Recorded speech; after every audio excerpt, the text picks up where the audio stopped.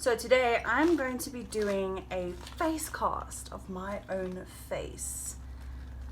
This should be interesting. I've never done something like this before. All I know is that I need to make sure that my eyebrows and my eyelashes are protected with Vaseline. So I'm going to start doing that. Before I begin anything, I need to cut this plaster into strips.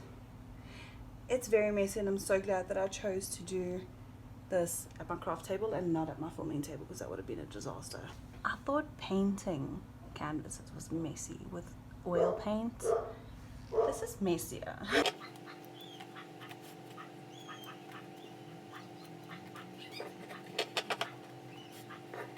First things first, I'm just gonna give my skin a good clean, make sure it's free of any oils.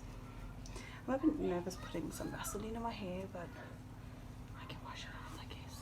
Time for Vaseline. So I'm going to take some Vaseline and I'm going to put it on my eyebrows and on my eyelashes and a little bit in my hairline, so then I don't go too far and end up with no hair. So now this is a good look. It's already started to dry on my forehead, so that's a good sign. Let's carry on. I'll check back with you just now.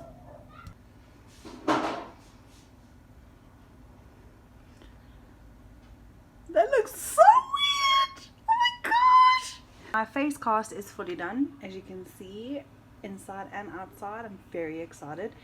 Now I'm going to fill it up with some plaster, so see you for that. Cast is done. It's almost done drying. I literally just finished it and it's already like halfway done. I'm not going to mess with it too much, but this is what it looks like.